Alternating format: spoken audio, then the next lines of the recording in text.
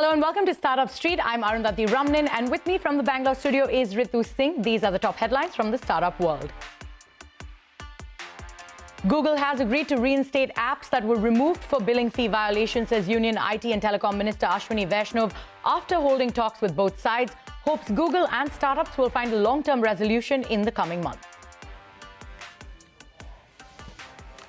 Bandhoo says that no funds have been siphoned off and around $533 million are currently in a 100% non-US subsidiary of the company. Also says Camshaft Capital is no longer managing the funds which are part of the $1.2 billion term loan B. This after a report that the hedge fund founder may face jail time over the missing $533 million. In his first public remark after RBI's action, Paytm founder Vijay Shekhar Sharma expresses confidence of overcoming regulatory challenges and make a strong comeback. Sharma says he now has clarity on the strategy for Paytm, including forging new bank partnerships for the India market and expanding geographically into other Asian markets. Business tools provider for creator economy, Exly, raises $6.2 million in a fresh round of funding led by Chivrate Ventures. The funds will be used towards enhancing its product offerings for customer acquisition, among other things. NPCI holds meeting with UPI App providers to discuss how players with lower UPI share can grow their presence and market share. Meeting attended by large banks, select NBFC, smaller third-party application providers. Sources tell CNBC-TV18.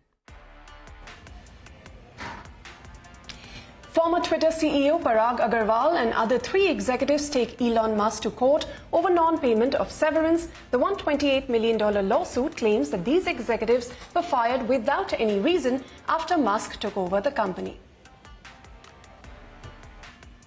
Amazon founder Jeff Bezos surpasses Elon Musk as the world's richest person for the first time in over 2 years. The net worth of Bezos is at $200 billion and Elon Musk is at $198 billion. The Bitcoin rally continues. The cryptocurrency comes within striking distance of its all-time high of $68,990, bolstered by strong showing in the spot ETF segment. Bitcoin has gained more than 50% in the last 1 month, and traders expected to touch $70,000 mark and beyond. Those were the headlines that we're tracking for you from the startup space, but straight to the top story this evening. Paytm founder Vijay Shekhar Sharma is confident of overcoming regulatory setbacks and stage a comeback. Speaking at a financial tech conference in Tokyo, the first time since RBI action on Paytm Payments Bank, he said that the biggest lesson that he has learned is that your teammate and advisor may not be getting it correct. He went on to say that it is important for you yourself to be taking care of things versus just letting a teammate or an advisor suggest what should be done. Despite the setback, Vijay Shekhar Sharma said that he values the role played by the regulator in creating a healthy startup ecosystem. He also added that now he has clarity on strategy for Paytm going forward. And the other big story on our radar, National Payments Corporation called a meeting with UPI app providers today. Ritu, it's over to you. Well, the NPCI held a meeting with various players in the UPI ecosystem to discuss how the smaller players in the market can grow their market share meaningfully in what seems to be aimed at de-risking the system from any concentration risk arising from only 3 large players dominating UPI payments. Now, this meeting, we understand, was attended by several large banks, including SBI, Canara Bank, PNB, HDFC Bank and others, as well as NBFCs like Shriram Finance, Aditya Birla and others, as well as smaller third-party application providers for UPI, for instance, Kiwi, Slice, Cred, Amazon Pay, all of them attended this meeting. Now, during this meeting, NPCI sought feedback on the challenges that smaller players are facing in expanding their market share, and essentially NPCI wants to create a more equal opportunity for all of the players to be able to grow in a meaningful manner, to grow the ecosystem in turn and reduce over dependence on a handful of players. Now, these players, we understand, pointed out that there were challenges in moving customers away from their default UPI apps to other apps because of, customer stickiness and inertia. They said because of the large network effect of larger players in the system, the smaller players were unable to convert these customers. Now, if you look at the top UPI players in this UPI ecosystem, between just PhonePe and Google Pay, there's more than 80% of the market share by volume. And if you add the third largest player, that is Paytm, which has close to 12% share, we're basically talking about 3 players dominating more than 90% of the market. And it is this concentration risk, which NPCI seeks to address. It previously tried to impose a 30% volume cap on the third-party application providers like Google Pay and PhonePe, and that deadline kept getting extended. It is now expected to come into force only next year. Right, Ritu. Thank you so much for that. Now, moving on, business tools provider for creator economy Exly has bagged $6.2 million in a fresh round of funding led by Chirate Ventures. Existing investors, Mayfield India and Venture Highway, also participated. Exly had earlier raised $1.8 million in a seed funding round and was part of the Y Combinator Winter 2019 batch. Joining us now to discuss their growth plans is Suyash Sinha, the co-founder and CEO of Exly. Suyash, thank you so much for joining us on Startup Street. Now, as I said, you're a business tools provider for the creator economy. So talk to us about what's on offer. What is it that you're doing for the creator economy? And how are you helping people grow or scale their businesses online? Great. Thank you so much, Arundhati, for having us. It's a pleasure to be here. I think at Exly, what we're trying to achieve is monetization freedom for our customers, which are primarily knowledge entrepreneurs. So if you're an entrepreneur who possesses knowledge that can be turned into products that they can sell, we are the one-stop shop to enable you to do that. Not only can you create multiple digital products on our platform, ranging from courses, you can run your one-on-one appointment business, you can create webinars, and so on and so forth. But the real power of our platform comes from its ability to grow our customers' revenues, right? So we support end-to-end lead nurturing, lead capture, and finally converting a lead to a paying customer on our platform through a variety of tools that we empower them with. And you've raised $6.2 million and you plan to deploy it towards your ambitious growth plans. So what does this involve? What are these growth plans and what's the fund allocation plan here? Right. So I think for us, our North Star has always been to grow our customers' revenues because we only make money when our customers make money. So the biggest sort of allocation would be to further enhance our product, bring in AI and also bring in a variety of tools so that our customers can 10x their earnings on the platform on autopilot while they sleep. And second would be to, again, bring our platform to more and more such, entrepreneurs and knowledge professionals and reach 10x more customers than we already have in the next couple of years. Right. So, product enhancement is what you're planning to do with the funds. So what's on offer? What's something new that you're going to bring to the table going forward? Right. So I think, the way large startups have grown, right? Your Flipkarts and your Mintras, it's a playbook, right? And we want to develop features that can capture more leads for our customers, nurture those leads the way, large startups nurture their customers by bringing you personalization, notifications, offers at the right moment for you. And finally, converting these leads to paying customers. So these are the three areas in which we'll double down and bring the power of, what large startups use to these knowledge entrepreneurs and small businesses so they can benefit the sort of leverage all of these tools in one place, which is Exly, at a fraction of the cost. Right. And these clients that you're catering to, can you tell us who these clients are and by how much are you helping them scale their business? So you said 10x. Give us a use case. Right. So for instance, we have a range and variety of customers using the platform. I'll give you an example of an art coach, right? She scaled her business by 5.5x in the last 12 months by using Exly's tools. So before Exly, she was primarily using Instagram DMs to actually reach out to leads or capture leads, and bringing them to a WhatsApp group, using Wix to create a website, using an LMS tool, which is something from the US for which she was paying hundreds of dollars a year. Buying a Zoom subscription. So she needed to stitch together more than 10 tools to actually run her business. So once she sort of, got onboarded into Exly, she just had to put one link in her bio.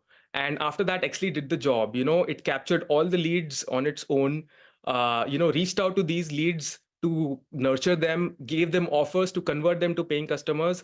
And she increased her revenues from 1.5 lakhs to over 8 lakhs in a span of 12 months.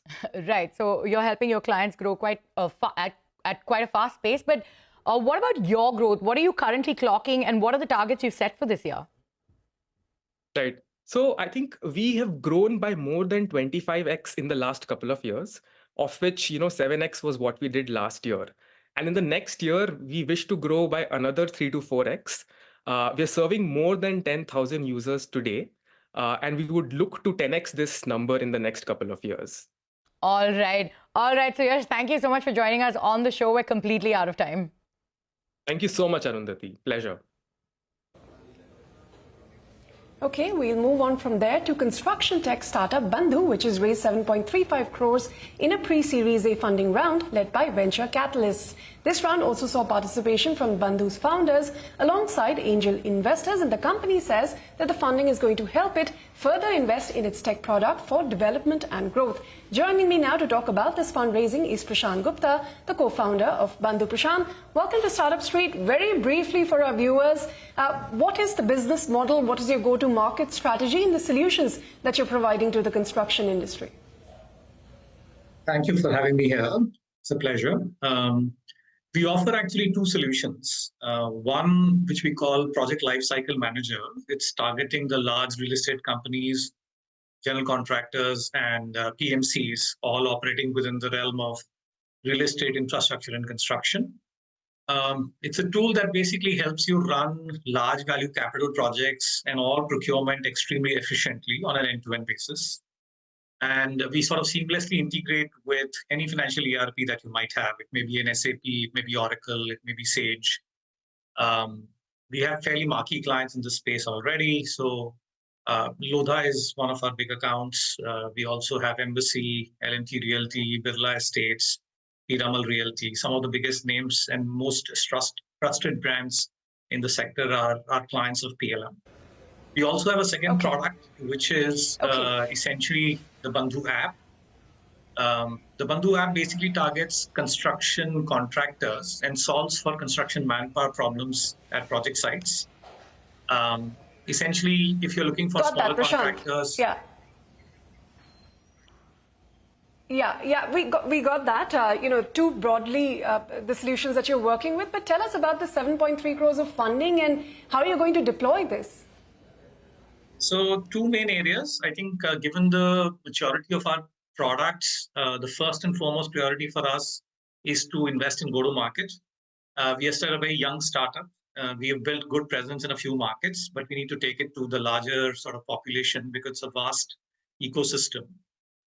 So we would deploy a lot of capital to hire, salespeople and forge go-to-market partnerships to take the products into the market. That's one.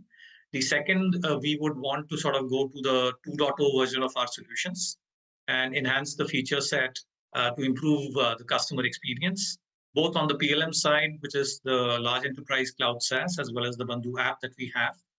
There is a fair bit of investment that is lined up over the next 12 to 24 months. All right, and what would that translate to in terms of your growth? Because, you name some developers you're working with, 10,000 material suppliers, 1 lakh contractors, 2.5 lakh construction workers. How will you scale this?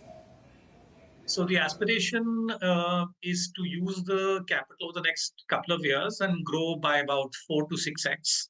We are currently at about $1 million ARR. We are actually very near to break even. So in that sense, it's a choice we have in terms of how much we invest in the business. And the plan is to be thoughtful about it and selectively go into markets and invest in areas where we believe there is biggest bang for the buck. And the growth aspiration, therefore, is to get to somewhere in the 4 to 6x zone in the next 24 months. If we get there, I think generally we would have built significantly strong moat in the business, allowing us to build a fairly marquee sort of position. You said you're close to breaking even and 4 to 6x growth is what you're eyeing. What will that translate to in terms of your top line and bottom line? So like I said, we are at about $1 million ARR right now. So if we hold this position and sort of grow, let's say 5x in the next 2 years, we are talking about annual revenues in the close vicinity of $5 million. I think this business eventually at scale can be about a $100 million ARR business and $1 billion valuation. We have to get it right. Obviously, there's a lot of work to get there. We are barely getting started. But the opportunity is very real because in terms of the scale of the opportunity, there are about 70 million construction workers. There are about 5 million SME contractors. It's a market which is untapped. It's a market most people don't even understand how it works. And we are building a fairly unique dominant position through a combination of our SaaS and marketplace solutions. And the combination of the two make us a fairly compelling proposition for every user, be it a developer, be it a contractor, be it a worker, be it a material supplier. The position we have based on our software solutions and services bundled on top, I think we see a fairly terrific sort of growth opportunity. Well, Prashant, then we wish you the best with all of those plans. Thanks very much for your time here on CNBC TV 18. Thank you very much. On that note, it is time for us to head into a short break. But coming up, Eruditus, an edtech unicorn backed by SoftBank, is considering a shift in domicile from Singapore to India ahead of its potential IPO. We get you more on this on the other side. Stay tuned.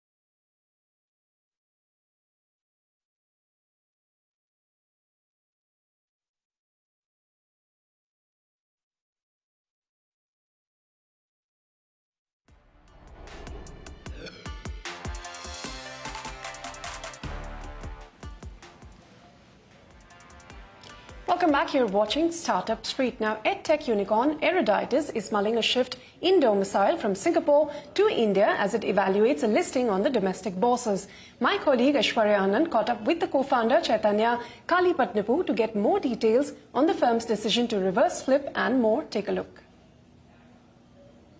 Chaitanya, Eruditus is now joining the queue of reverse flips made by Indian startups. You're planning to shift your domicile from Singapore to India for an IPO.